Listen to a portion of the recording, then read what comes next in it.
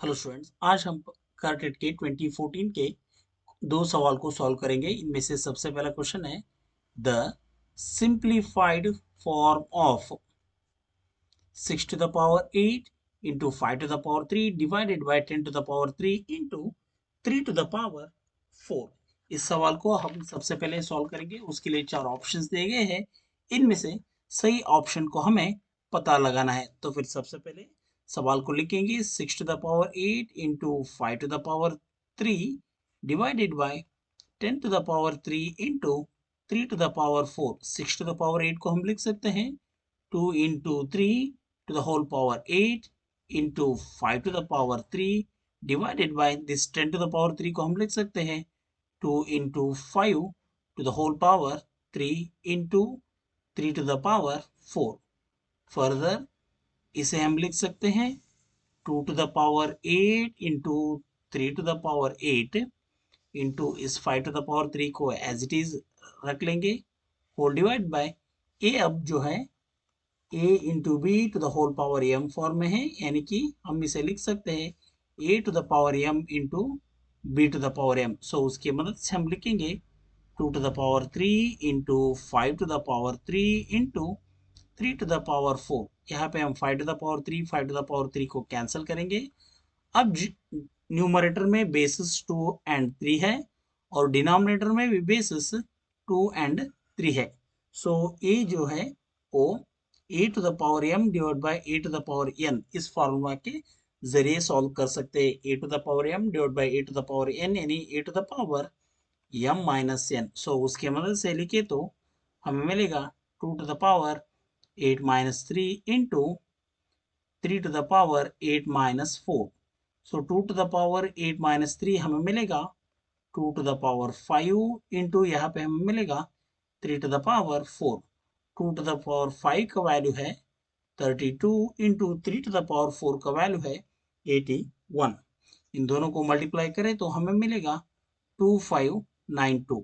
सो हम ये बोल सकते हैं option B is the correct answer. अब हम सॉल्व करते हैं दूसरी क्वेश्चन को। दूसरी क्वेश्चन में the difference of two numbers is 11, the sum of 1/5 of those numbers is 9, then the two numbers are. यानी कि हमें दो ऐसे नंबर्स को पता करना है जिनके डिफरेंस जो है 11 है और उन दोनों नंबर्स के सम का 1/5 जो है वो है 9।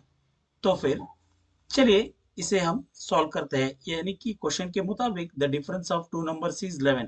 पहले हम सबसे पहले नंबर को x मान लेते हैं और दूसरे नंबर को y मान लेते हैं।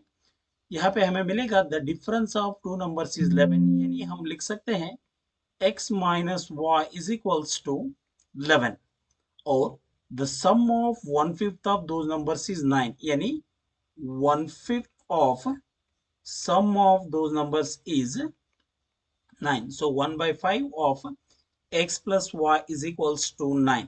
इसे हम मान लेते हैं इक्वेशन 1, इसे हम मान लेते हैं इक्वेशन 2। चलिए अब हम इक्वेशन 2 को सिंप्लीफाई करते हैं। सिंप्लीफाई करने से हमें मिलेगा x plus y is equals to 9 into 5। Further हम लिख सकते हैं x plus y is equals to 45। इसे हम मान लेते हैं इक्वेशन 3। अब इक्वेशन 3 माइनस इक्वेशन 1 को करेंगे, करने से हमें मिलेगा x plus y is equals 45 minus x minus y is equals to 11। Minus करने से जो टर्म्स है वो साइन इंटरचेंज होंगे। सो यहाँ पे हमें मिलेगा माइनस, यहाँ पे हमें मिलेगा प्लस, यहाँ पे हमें मिलेगा minus. Plus x minus x cancel हो जाएगा। y प्लस वाई हमें मिलेगा 2y इज इक्वल्स 45 माइनस 11, यानी हमें मिलेगा 34। सो y is equals 34/2, 2 1s are 2, 17s। So y का वैल्यू हमें निकला 17। अब हम पता करेंगे x का वैल्यू। उसके लिए हम लेते हैं इक्वेशन 3। इक्वेशन 3 में हमें मिला है x plus Y is equals 45, y का वैल्यू है 17 plus x equals 45, then x equals 45 minus 17. So x का वैल्यू हमें मिलता है स्टूडेंट्स